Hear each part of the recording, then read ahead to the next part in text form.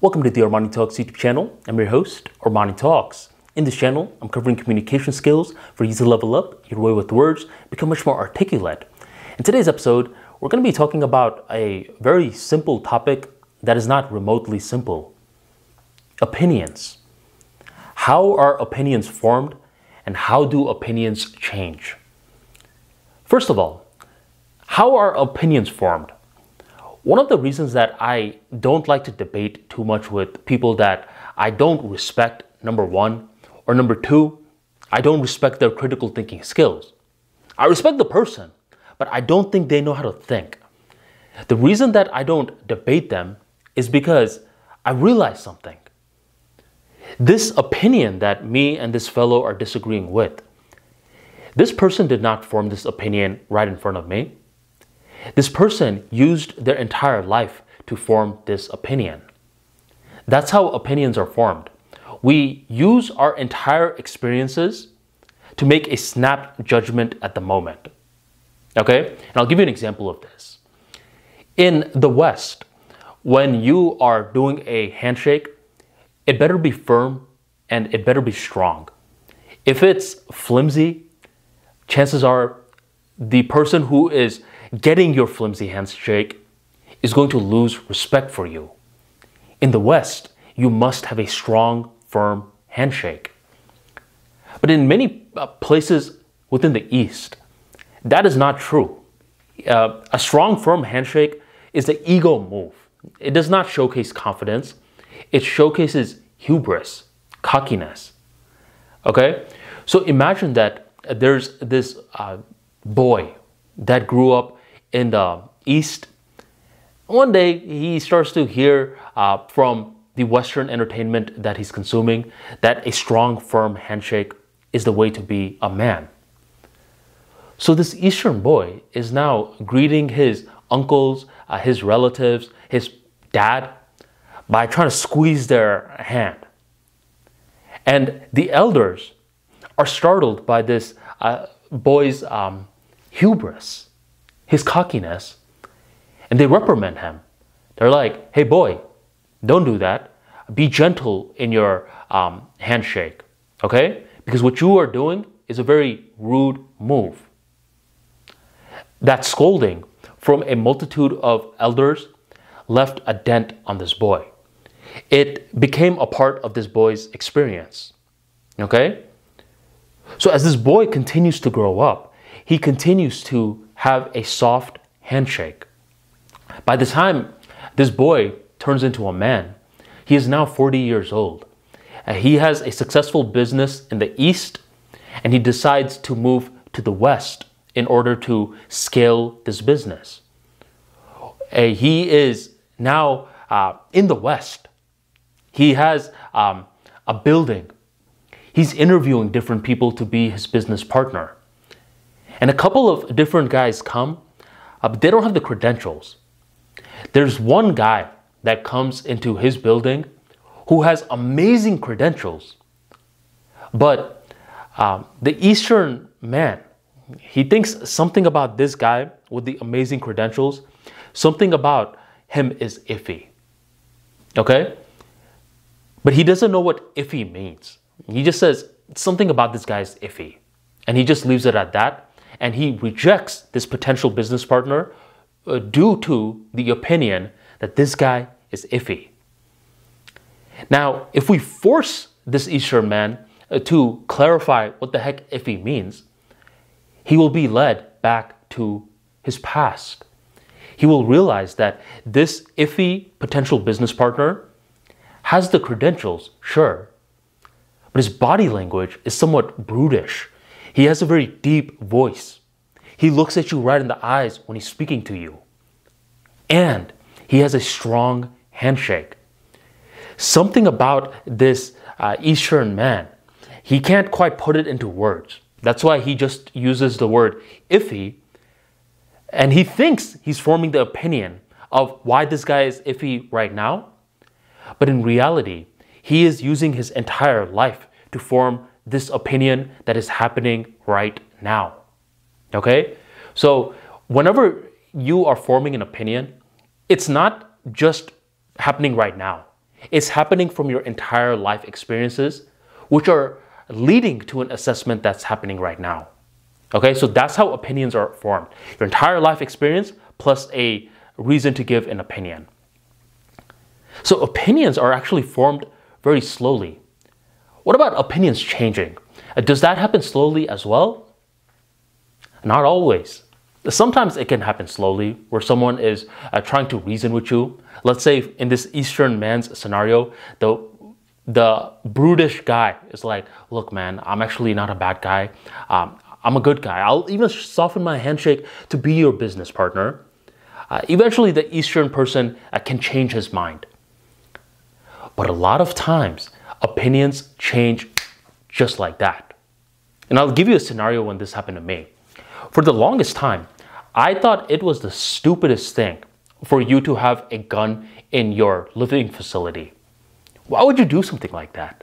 I mean, if anyone ever breaks into your place, the first thing you do is you call the cops. Why the hell are you going to carry a gun for? I thought like this for many years. And every now and then when I would watch these debate shows, I would see one that was anti-gun versus one that was pro-gun. And I was always just entertained to see one of the people say, you don't need a gun, call the cops. I'm like, yes, I think like that too. And I thought like this for many years until a certain period.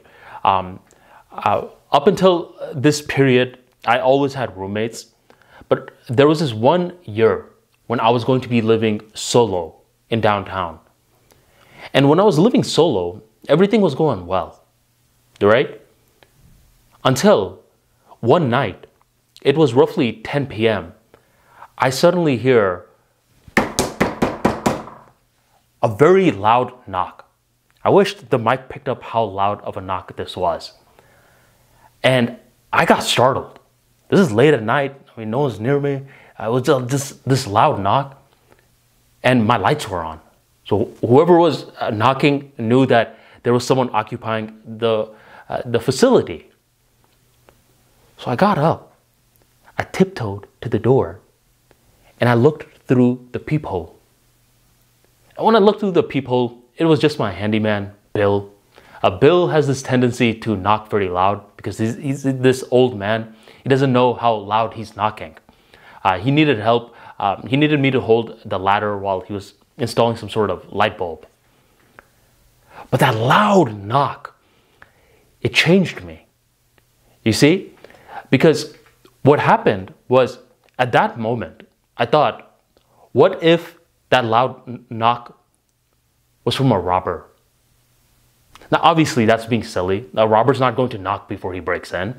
But that's just what my mind played out. It was this situation that went like, the knock was very loud. It was getting louder. It was getting louder. Eventually, it stops knocking on the door. And now the loud knock transfers to the window. The person's knocking very loud on the window, louder, louder, until the window shatters. There's a guy that has a mask over his face. He has a pistol in his hand, and he makes eye contact with me as he's breaking in. That's what that loud knock from Bill did to me. That's when I thought, well, if something like that happens, I could definitely call the cops, right? But what happened was, after that whole debacle with the knocking scenario happened, and I started to get these imaginations, what happened was I started to watch a lot of these random YouTube videos of someone that has a breaking and entering happening at their spot. They're under the mattress or they're hiding somewhere. They're calling the 911 operator. And time again, I keep seeing these videos of these 911 operators being so freaking rude. Attitude in their voice, asking dozens and dozens of questions. I get it. The 911 operator is doing their job before they dispatch the officers. But for me, I thought for the longest time, once you call 911, automatically the cops are headed over. I didn't know about this lag time of you hiding, answering all these different questions, being fearful, right? And that's when I thought, that lag, It honestly represents life or death. And during moments like that, would I feel safer with a baseball bat or would I feel safer with a gun?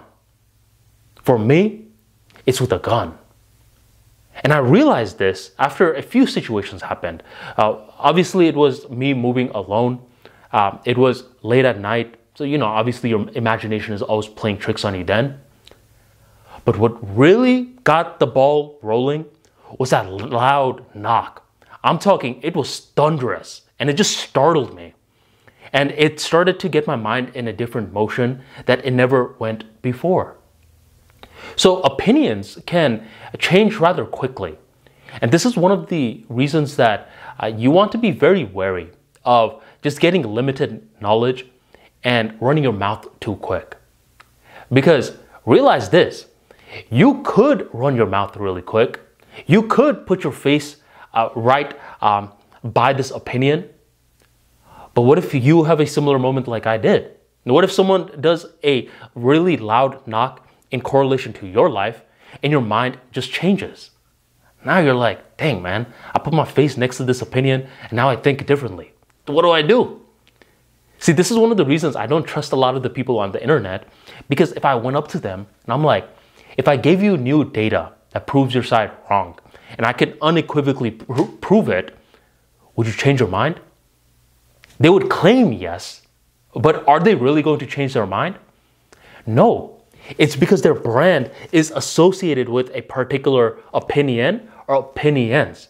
If they do change their mind, what will happen is that their audience will turn on them, they will lose sponsorship, and they will lose their sense of self.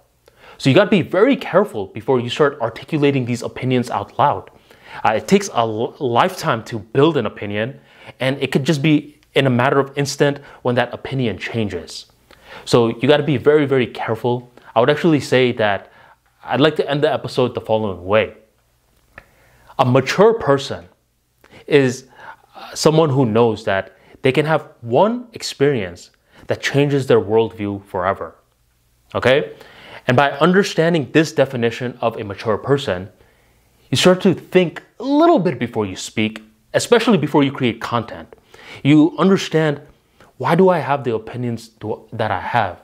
Can any of these opinions change? And when they do change, is it going to happen slow or is it going to happen in the blink of an eye? So if you enjoyed today's talk, go on and drop that like for me right on below and hit subscribe to stay updated for the latest episodes on communication skills. Thank you very much for joining the ArmaniTalks YouTube channel, and I'll catch you next time.